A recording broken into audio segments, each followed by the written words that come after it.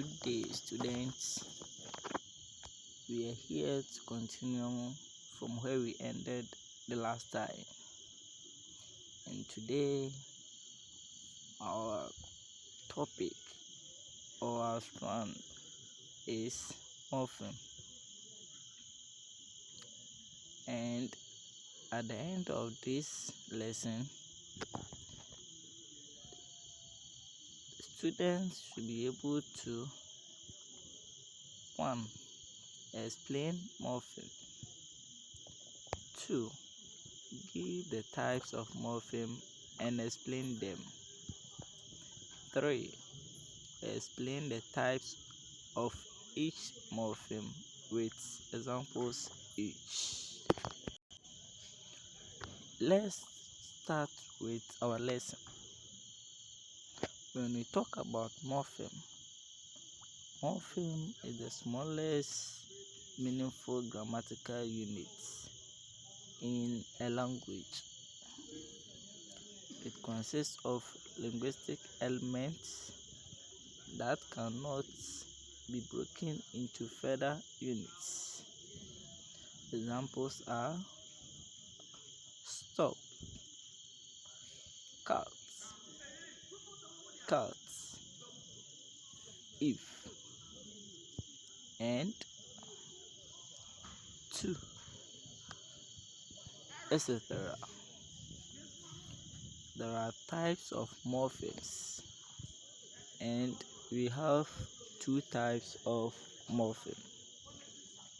The first one is free morpheme and bound morpheme.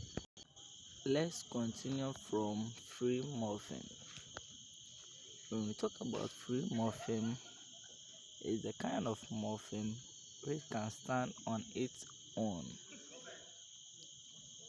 It's a kind of morpheme which can stand on its own.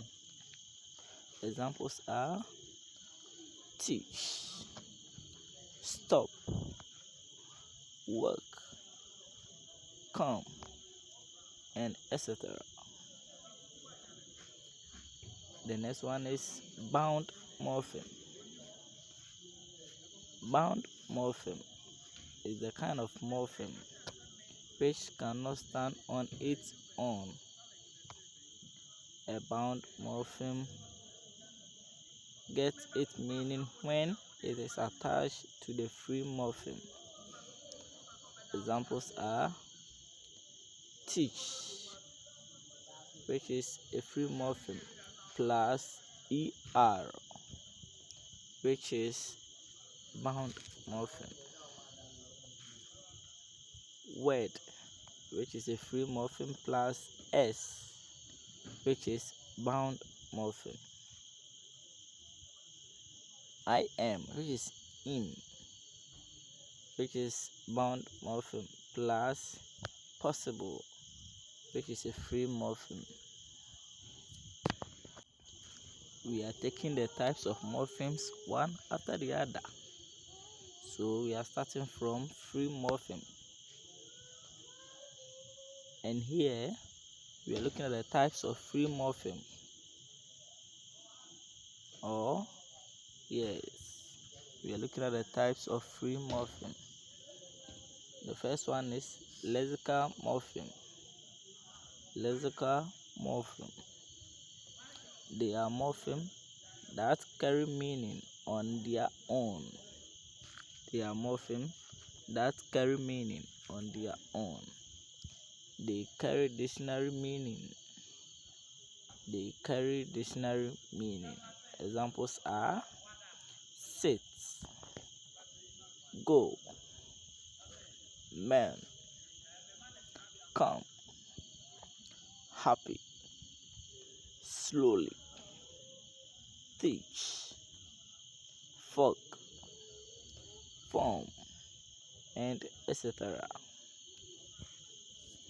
Let's look at the next type of morpheme, or the next type of free morpheme, which is functional or grammatical morpheme. Functional or grammatical morpheme. it only plays grammatical function. It only play a grammatical function. Examples are an, and, me, why, because, in, and etc. Let's look at the differences between lexical and grammatical morpheme. Let's look at the difference between lexical and grammatical morpheme. The first one is lexical morpheme makes meaning even when they are not used in context. Lexical morpheme makes meaning even when they are not used in context, but grammatical morphemes get their full meaning only in context. Grammatical morphemes get their full meaning only in context. The second one is lexical morpheme. Lexical morpheme. Lexical morpheme belongs to the major word class. We are looking at the differences between lexical and grammatical morpheme. And we are on the second point, which is lexical morpheme belongs to the major word class. Lexical morpheme belongs to the major word class, but grammatical morpheme belongs to the minor word class. But grammatical morpheme belongs to the minor word class. We are done with the free morphemes. Let's move on to the bound morpheme. We are looking at the types of bound morpheme. We are looking at the types of bound morpheme. And the first one is inflectional morphemes. Inflectional morphemes is a morpheme that is added to the stem. It is a morpheme that is added to the stem but does not change the word class of a given word.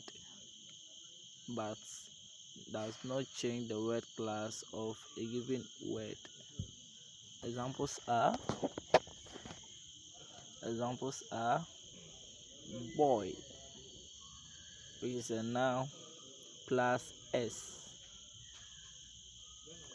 and it becomes boys. Boys, which is still a noun. That means the morpheme s has not changed the noun boy from the word class. Let's look at the second example. Eat, which is a verb, plus the morpheme ing, making eating, which is still a verb. That means the morpheme ing does not change eating or eat from its word class, which is a verb. Let's look at the third example. Teacher, which is a noun plus the morpheme s, making teachers, which is still a noun. That means the morpheme s has not changed teacher or teachers from its word class.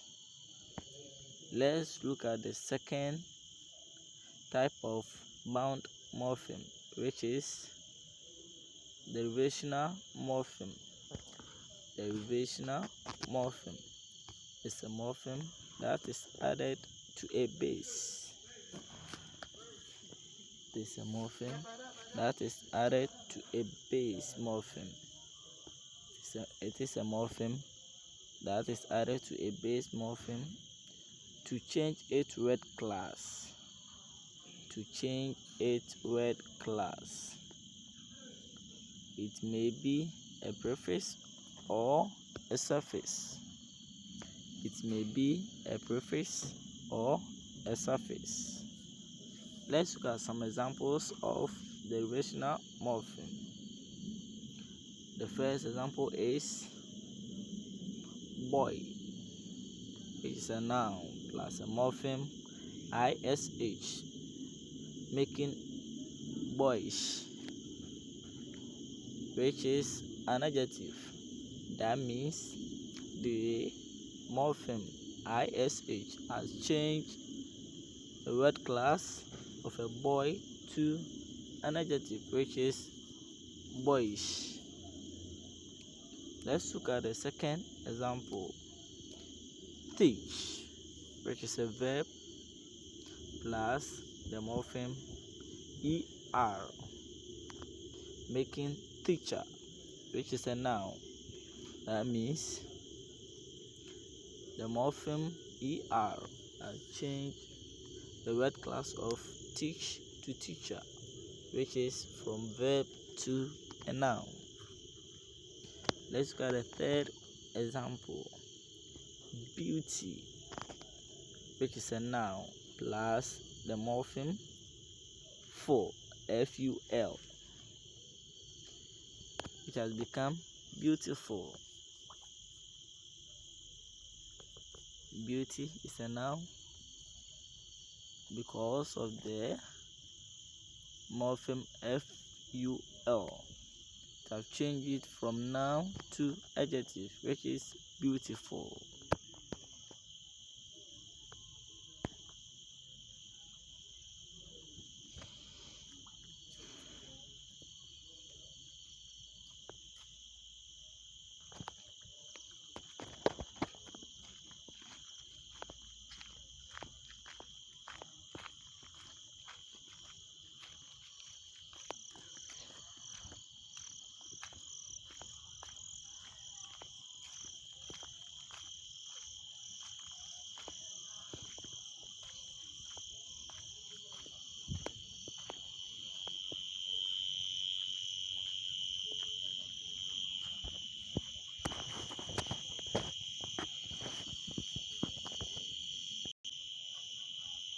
Let's look at the usefulness of inflections.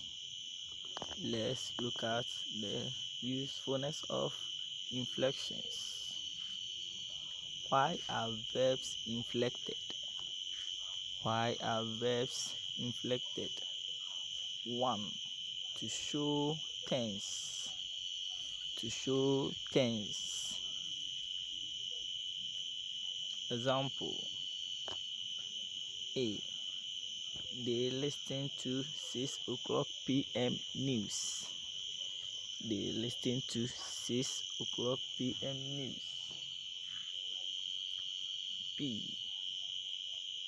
They listened to 6 o'clock p.m. news. They listened to 6 o'clock p.m. news. 2. To agree with the subject. To agree with the subject. A. They go to school every day. They go to school every day. B. He goes to school every day. He goes to school every day. Let's continue. Why are nouns inflected? Why are nouns inflected? 1. For their plurals. For their plurals. A.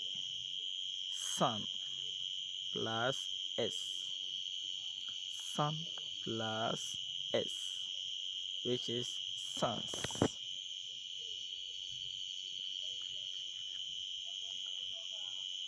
B. Box plus es. Box. plus es, which has become boxes.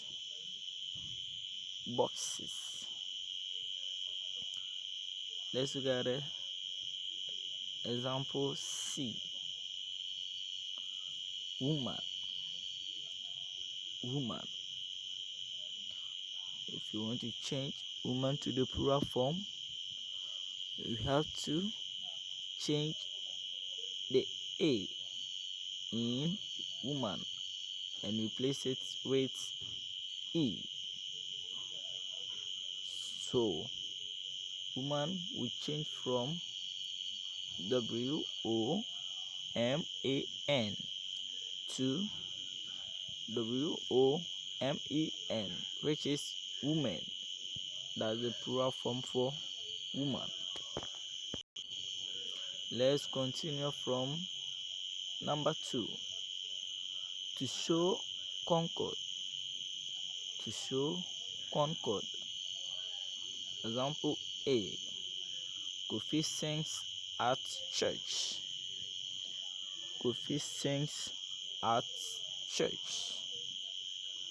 Example B. We are washing boots.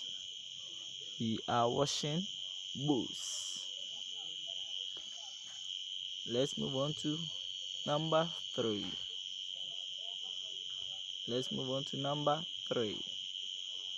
To show possession.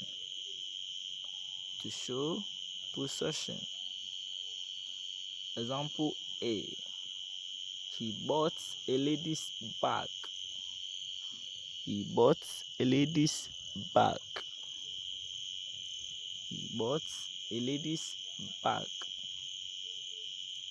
Example B. The child's toy is missing.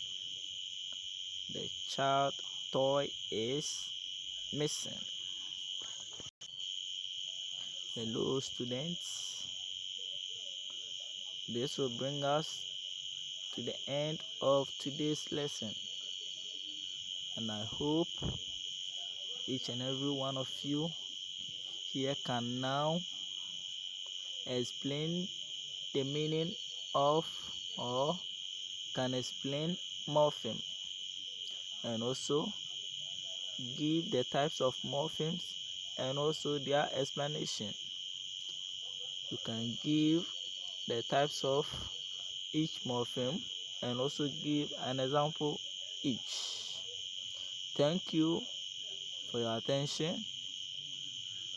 May God bless you, and we shall meet again next time. Bye bye.